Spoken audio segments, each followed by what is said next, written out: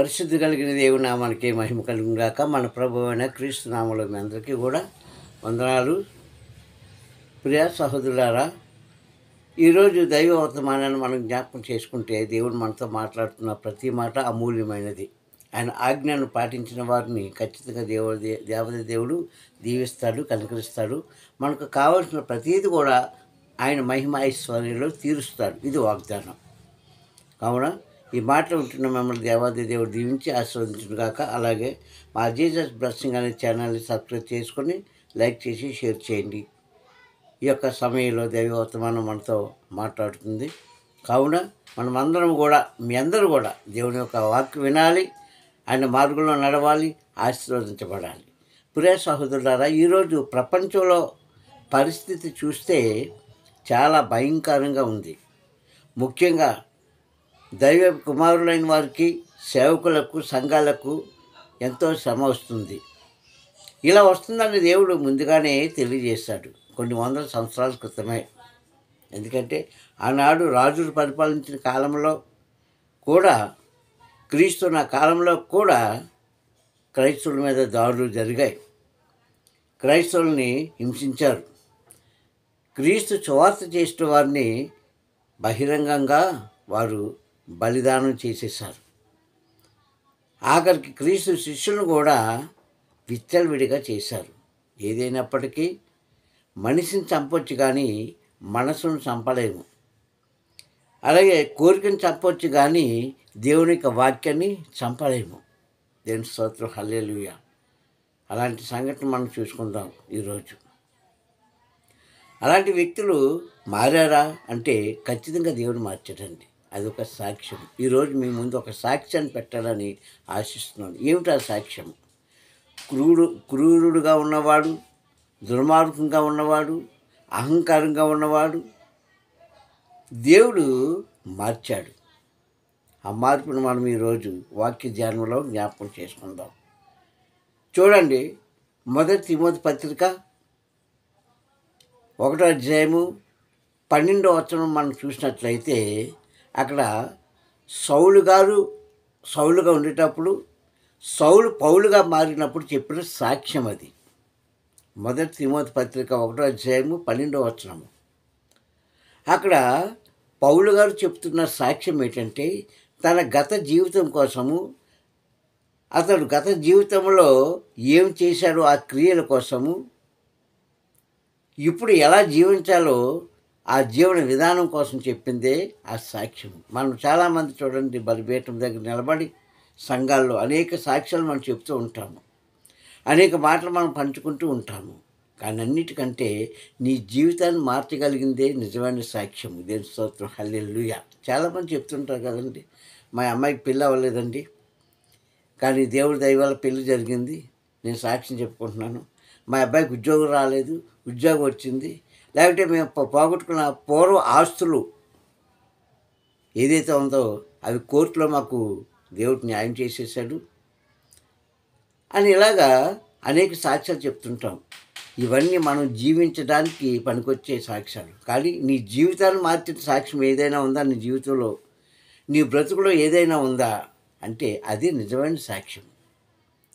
ఒక త్రాగుబోతు విచ్చలవిడిగా తాగుతూ తన జీవితాన్ని పతనం చేసుకుంటూ, ఎవరో చెప్పిన మాట, ఎక్కడో విన్న మాట ద్వారా తన జీవితాన్ని మార్చుకొని ఈరోజు గ్రంథాన్ని చేతపుచ్చుకొని సాక్షిగా నిలబడి దేవుని యొక్క వర్తమానం చెప్తున్నారు. అది సాక్ష్యం. అలాగే భక్తులైన పౌలు గారు సౌలుగా ఉండేటప్పుడు చేసిన క్రియలను మనకి ఈరోజు వాక్య రూపంలో చూపిస్తున్నాడు. ఈ పాటికి మీకు అర్థమైపోయి ఉంటుందండి ఆ వాక్యం ఏమిటో కదా.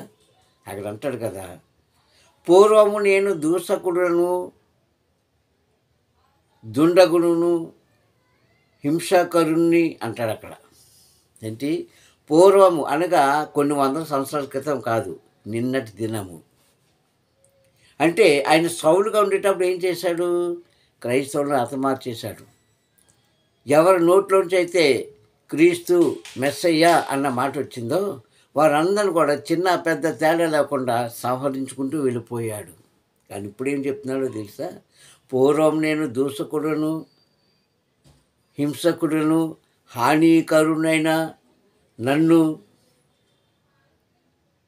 అని చెప్తూ నా మీద నమ్మకం ఉంచుకొని తన పరిచయానికి పిలిచిన క్రీస్తుకు మహిమ కలుగునుగాక అంటూ చెబుతూ ఒక మాట అంటాడండి. నేను తెలియక చేసేది కనుక నేను క్షమించబడ్డాను అన్నాడు. దేవుని స్తోత్రం, హల్లెలూయా. ఇదండి మానవ జీవితంలో కావాల్సిన టర్నింగ్ పాయింట్ ఏదైనా ఉందంటే, చాలామంది తెలిసి చేస్తూ ఉంటారు మూర్ఖత్వంగా, తెలిసే అబద్ధాలు ఆడుతుంటారు, తెలిసే మోసం చేస్తూ ఉంటారు, తెలిసే హాని చేస్తూ ఉంటుంటారు, తెలిసే అన్నీ చేస్తూ ఏమీ తెలియలేనట్టుగా నటిస్తూ ఉంటారు. ప్రియ సహోదరులారా, మనిషి దగ్గర మనిషి తప్పించుకోవచ్చు, మనుషులను మబ్బు చేయవచ్చు, యంత్రాంగాన్ని మబ్బు చేయవచ్చు, కేంద్రాన్ని మబ్బు చేయవచ్చు, కోర్టులను మబ్బు చేయవచ్చు, జైలుని మబ్బు చేయవచ్చు. కానీ అందరికీ అధికారాన్ని దేవుని నువ్వు మబ్బు చేయలేవు, ఆయన్ని మరుగుపరచలేవు నువ్వు. ఎందుకంటే మనం చేసిన ప్రతీది కూడా ఈ భూమి మీద ఆయన చూస్తున్నాడు. నీ తలంపు రాకముందే, నీ ఉద్దేశం రాకముందే, నీలో మనసులో నువ్వు కోరుకోకముందే నాకు అన్నీ తెలుసు అన్నాడు. అలాంటి దానికి తెలీదా? ప్రియ సహోదరులారా, ఆయన అంటున్నాడు, నా గత జీవితం చూస్తే మీరు అసహించుకుంటారు. నా జీవితం ఏంటో తెలుసా? నేను ఎంత మూర్ఖున్నో తెలుసా? నేను ఎవరిని దూషించానో తెలుసా? సౌలు అలాగే వెళుతూ ఉంటే తిట్టలేని వారు ఎవరూ లేరంట ఆ ప్రాంతంలో, సొనుక్కోలేని వారు ఎవరూ లేరంట, అసహించుకున్న వాళ్ళు ఎవరూ లేరంట. అందుకని నాకు పూర్వం నేను దూషకుడునను అంటే నన్ను చూసిన అందరూ కూడా దూషించేవారు, అసహించుకునేవారు, తిట్టేవారు. అలాంటిది నా పాప జీవితము. హింసకుడును, హింసించేవాడిని. కానీ ఈరోజు నేనే ఏమయ్యాను? దేవుని యొక్క క్రీస్తు యొక్క పిలుపుకు లోబడ్డాను. క్రీస్తు యొక్క సేవ చేయడానికి, ఆఖరికి క్రీస్తు కోసం చనిపోవడానికన్నా నేను సిద్ధమే అని 9వ అధ్యాయం అంటాడు. అపొస్తలుల కార్యాలు 9వ అధ్యాయంలో ఆయన చెప్పిన మాటలు. ప్రియ సహోదరులారా, ఎందుకంటే మనిషిలో మార్పు ఉండాలి, మనసులో మూర్ఖత్వం తొలగించుకోవాలి. ముఖ్యంగా క్రైస్తవుల్లో, ఆ క్రైస్తవులు అది లేక ఈరోజు పడిపోతున్నారు, అది లేక ఓడిపోతున్నారు. నోరిప్పితే అబద్ధము, నోరిప్పితే మోసము, తలంపులన్నీ కుట్రలే, పైకి మాత్రం నవ్వుతూ ఉంటుంటారు చాలామంది, అందరూ కాదు. కానీ చెప్తున్నాడు, నా జీవితము రోత జీవితము, పాప జీవితము. అలాంటి నా జీవితాన్ని దేవుడు మార్చి నమ్మకమైన తన పరిచర్యను నాకు అప్పగించి నేను చేస్తాను అని నాకు అప్పగించిన ఆయనను నేను ఎన్నడూ కూడా విడిచిపెట్టను అని అంటూ, ప్రియ సహోదరులారా, నేను తెలియక చేశాను, అందుకే నేను క్షమించబడ్డాను. కానీ నువ్వు తెలిసి చేస్తే క్షమాపణ ఉండదు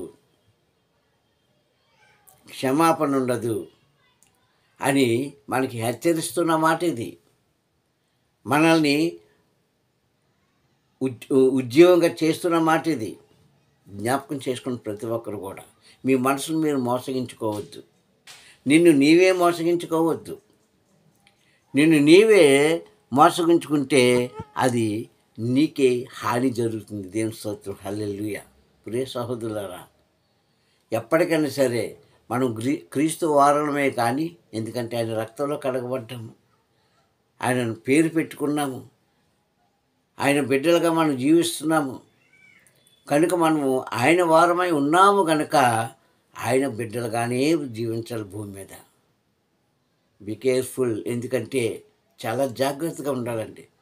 వచ్చే దినాలు ఎంత భయంకరం ఉన్నాయో ఎవరికి తెలియదు. అలాంటి భయంకరాన్ని మనం తప్పించుకోవాలంటే ఇప్పటి నుంచే మీ సాక్ష్యాన్ని నిలబెట్టుకోండి, మీ విశ్వాసాన్ని కాపాడుకోండి, మీ జీవితాన్ని నిలబెట్టుకోండి. నేను మనందరం కూడా క్రీస్తుకి ఎలా ఉండాలి? సాక్షార్థంగా జీవించినప్పుడు ఖచ్చితంగా సకల ఆశీర్వాదాలకు నువ్వు కారణమవుతాడని క్రీస్తు మనకు తోడే ఉంటాడు, మన కుటుంబాన్ని రక్షిస్తాడు, మనకిచ్చిన బిడ్డలను రక్షిస్తాడు, మనకిచ్చిన సమస్తాన్ని ఆశీర్వదిస్తాడు. ఆయన ఆశీర్వాదం ఇవ్వనని అనలేదు. అలాగే సౌలు ఎంతైతే హింసించాడో జనాంగాన్ని, అనగా దేవుని యొక్క బిడ్డల్ని, అంతగా ఆ వారి కోసము ప్రాణత్యాగం చేశాడండి. అలాంటి అలాంటి చక్కటి జీవితం కలిగి ఒక సాక్షిగా నిలబడ్డాడు ప్రపంచానికి. ఎవరు కూడా అలా లేరు. ఓ క్రైస్తవుడా, నీకు నాకు అంత భారం కలిగి ఉందా? అంత భారంలో మనం జీవిస్తున్నామా? ఒకసారి జ్ఞాపకం చేసుకోండి. నిజంగా క్రీస్తు కోసం జీవించగలిగితే అసలైన సాక్ష్యం నీలో ఉండులాగును, అసలైన సాక్షాత్తుగా జీవించలాగును నీ మనసును త్రిప్పుకోండి, నీ అలవాట్లు మానుకోండి, నీ యొక్క ఉద్దేశాలు చెడు ఉద్దేశాలు మానుకోండి, చెడు అలవాట్లు విడిచిపెట్టుకోండి, చెడు మార్గాలు విడిచిపెట్టుకోండి. అప్పుడు చూస్తున్న దేవుడు, వింటున్న దేవుడు సదాకాలము మీ అందరికీ తోడే ఉండి నడిపించునుగాక. కనుక అప్పుడే సహోదరులారా, పౌలు లాంటి జీవితం కలిగి ఉండాలని గ్రంథం బోధిస్తుంది. ఆయన జీవితం మనకి ఒక సార్థకంగా మనకి ఇచ్చిన ప్రభుకే మహిమ కలుగును గాక. ప్రార్థన. మహాగణుడు అయిన తండ్రి, వందనం నాయన. ఈ సమయంలో తండ్రి నీ అమూల్యమైన వాక్కు ద్వారా మాట్లాడినందుకు స్తోత్రం చెల్లిస్తూ మహిమ ఘనత ప్రభావాలు మీరు పొందుకోమని ఇదిగో తండ్రి ఒక సమయంలో తండ్రి ఇచ్చిన వాగ్దానం ప్రకారంగా ప్రతి క్రైస్తవుడు నీకు సాక్షిగా అయ్యా వారి సాక్ష్యాన్ని తండ్రి కాపాడుకునేలాగును అయ్యా, నీ విశ్వాసగా వారి విశ్వాసాన్ని కాపాడుకునేలాగును జీవించలాగును సహాయం చేసి మహిమ పొందుకుంటామని, వాక్యం ఉన్న బిడ్డలందరూ దీవిస్తామని క్రీస్తు రాముడి ప్రార్థన అడిగి పొందుకుంటున్నాను పరమ తండ్రి. ఆమేన్, ఆమేన్, ఆమేన్. అందుకు మరొకసారి ప్రభునామములో వందనాలు. సర్వాధికారి తండ్రి మిమ్మల్ని సదా దీవించి ఆశీర్వదించుగాక. ఆమేన్, ఆమేన్, ఆమేన్.